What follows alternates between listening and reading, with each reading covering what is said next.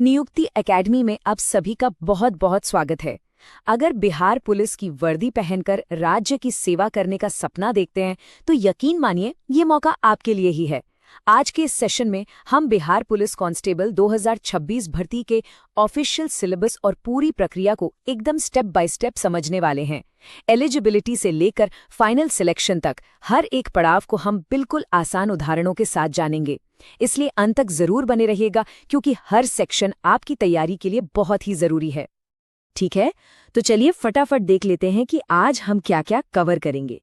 सबसे पहले आपकी कांस्टेबल बनने की यात्रा कहाँ से शुरू होती है, फिर हम योग्यता की जांच करेंगे, उसके बाद लिखित परीक्षा को डिकोड करेंगे, चयन का पूरा रास्ता देखेंगे, आपकी जीत की रणनीति पर बात करेंगे और अंत में आपका अगला कदम क्या होना चाहिए ये भी जानेंगे। तो चलिए शुरू करते हैं। चलिए तैयारी के सबसे पहले और सबसे जरूरी नियम से शुरू करते हैं। हमेशा ऑफिशियल सोर्स को ही फॉलो करना है। देखिए, एक बात ना बिल्कुल गांठ बांध लीजिए, सारी ऑफिशियल नोटिफिकेशंस और सिलेबस सिर्फ और सिर्फ CSBC यानी central selection board of constable Bihar ही जारी करता है और ये सारी जानकारी आपको उनकी ऑफिशियल वेबसाइट csbc.bihar.gov.in पर ही मिलेगी। और हाँ, एक बहुत ही जरूरी चेतावनी, YouTube पर या इधर उधर जो फेक सिलेबस और गलत जानकारी घूमती रहती है ना, उनसे बिल्कुल बच के रहना है। हमेशा हर जानकारी को ऑफिशियल वेबसाइट पर जाकर डबल चेक जरूर करें। चलिए, ऑफिशियल सोर्स की बात तो हो गई, अब आगे बढ़ते हैं और सबसे पहले कदम की तरफ चलते हैं, यानी कि ये जांचना कि क्या आप इस भर्ती के लिए एलिजिबल हैं भी या नहीं। सबसे पहले बात करते हैं पढ़ाई लिखाई की। एजुकेशनल रिक्वायरमेंट बहुत ही सीधी है। अगर आपने किसी भी मान्यता प्राप्त बोर्ड से अपनी 12वीं की परीक्षा पास कर ली है तो आप इस भर्ती के लिए आवेदन कर सकते हैं, बस इतना ही। अब बात करते हैं उम्र की। एज लिमिट एक ऐसी चीज है जिसको लेकर बहुत कंफ्यूजन रहता है। तो देखिए, न्यूनतम उम्र तो सभी के लिए 18 साल है, ये तो क्लियर है। जनरल कैटेगरी के लिए मैक्सिमम एज है 25 साल, BC और EBC कैटेगरी के पुरुषों के लिए 27 साल और महिलाओं के लिए 28 साल है। वहीं SC/ST उम्मीदवारों को 30 साल तक की छूट मिलती है। और हाँ, ये याद रखिएगा कि आपकी उम्र किस तारीख से गिनी जाएगी, ये ऑफिशियल नोटिफिकेशन में साफ साफ लिखा होता है। अब आते हैं फिजिकल स्टैंडर्ड्स पर। पुरुष उम्मीदवारों के लिए अगर आप जनरल या BC कैटेगरी से हैं तो हाइट 165 सेंटीमीटर चाहिए। EBC, SC और ST के लिए ये 160 सेंटीमीटर है। वहीं महिलाओं के लिए आप किसी भी कैटेगरी से हों, मिनिमम हाइट 155 सेंटीमीटर और वजन कम से कम 48 किलो होना ही चाहिए। तो अब एक सवाल सीधे आपसे, क्या आपकी हाइट इन स्टैंडर्ड्स को पूरा करती है? कमेंट में यस या नो लिखकर जरूर बताएं। देखते हैं कितने लोग तैयार हैं। ठीक है, एलिजिबिलिटी चेक हो गई। अब आगे बढ़ते हैं और पहले बड़े पड़ाव को समझते हैं, जो है लिखित परीक्षा। आइए इसे बिल्कुल आसान भाषा में डिकोड करते हैं। देखिए, लिखित परीक्षा का पैटर्न बहुत सीधा है। 10वीं के लेवल के 100 सवाल होंगे 100 नंबर के लिए और आपको 2 घंटे का समय मिलेगा। लेकिन यहाँ सबसे जरूरी बात जो आपको समझनी है वो ये है कि ये परीक्षा सिर्फ क्वालिफाइंग है। इसका मतलब समझिए, इसके नंबर आपकी फाइनल मेरिट लिस्ट में नहीं जुड़ेंगे। आपको बस इसमें कम से कम 30% नंबर लाकर इसे पास करना है ताकि आप अगले पड़ाव पर पहुंच सकें। तो अब सवाल उठता है कि इस रिटन एग्जाम में आखिर पूछा क्या क्या जाता है। चलिए सब्जेक्ट्स पर नजर डालते हैं और मैं हर एक का एक छोटा सा उदाहरण भी दूंगा। हिंदी में आपको व्याकरण यानी ग्रामर से सवाल मिलेंगे, जैसे विलोम शब्द, मुहावरे वगैरह। जैसे एक बहुत ही आसान सा सवाल हो सकता है, दिन का विलोम शब्द क्या है? जवाब है रात।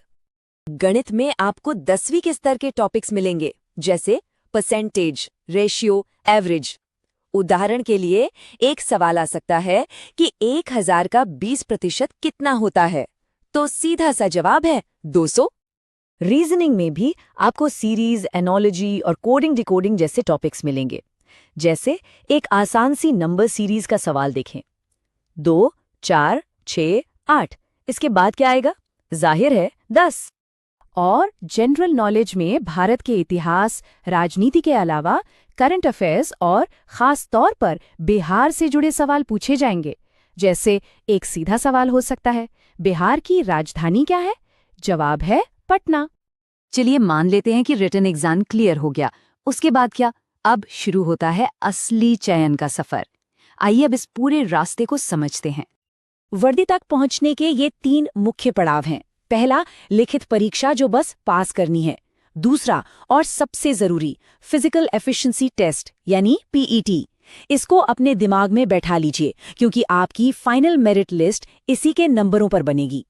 और आखिर में होगा डॉक्यूमेंट वेरिफिकेशन और मेडिकल एग्जाम। तो जैसा मैंने बताया, पीईटी वो पड़ाव है जहां आपको अंक मिलेंगे। ये कुल 100 अंकों का होता है जो 3 इवेंट्स में बटा है। दौड़ के लिए सबसे ज्यादा 50 अंक, गोला फेंक के लिए 25 अंक और ऊंची कूद के लिए भी 25 अंक। यहाँ हर इवेंट के लिए स्टैंडर्ड दिए गए हैं। पुरुषों को 6 मिनट में 1.6 किलोमीटर और महिलाओं को 5 मिनट में 1 किलोमीटर दौड़ना है। इसी तरह गोला फेंक और ऊंची कूद के भी मिनिमम स्टैंडर्ड्स हैं। याद रखिए, इन इवेंट्स में आप जितना अच्छा करेंगे, खासकर दौड़ में, उतने ही ज्यादा नंबर मिलेंगे और वर्दी पहनने का सपना उतना ही करीब आएगा। सिलेबस जानना एक बात है, लेकिन सिर्फ जानकारी से काम नहीं बनता। सही रणनीति ही आपको सफलता तक ले जाती है। अगर आप आज से तैयारी शुरू कर रहे हैं तो ये सरल लेकिन असरदार रोड मैप आपके लिए है। ऑफिशियल सिलेबस को अच्छे से समझें, रोज का स्टडी प्लान बनाएं और हाँ, पहले दिन से ही लिखित और फिजिकल दोनों की तैयारी के लिए समय निकालें। मॉक टेस्ट और पिछले साल के पेपर्स की प्रैक्टिस बहुत बहुत जरूरी है। तो अब उन आम गलतियों की बात करते हैं जो बहुत से एस्पिरेंट्स करते हैं और जो उनके सपनों पर पानी फेर सकती हैं। जैसे सिर्फ फिजिकल पर ध्यान देना और लिखित परीक्षा को नजरअंदाज करना, या फिजिकल की तैयारी के लिए रिटन रिजल्ट का इंतजार करना। ये गलतियां बिल्कुल नहीं करनी है। हमने पूरी प्रक्रिया को समझ लिया है। अब कुछ अंतिम बातें आपकी प्रेरणा के लिए और ये जानने के लिए कि अब आगे क्या करना है। तो बस इस एक बात को हमेशा याद रखिए, अगर आपकी मेहनत सही दिशा में है तो सिलेक्शन 100% संभव है, कोई नहीं रोक सकता। इस वीडियो को सेव कर लीजिए, ये आपके बहुत काम आएगी। वीडियो पसंद आई हो तो नियुक्ति एकेडमी को लाइक करें, सब्सक्राइब करें और शेयर करें। किसी और एग्जाम के बारे में जानना हो तो कमेंट बॉक्स में जरूर बताएं। धन्यवाद।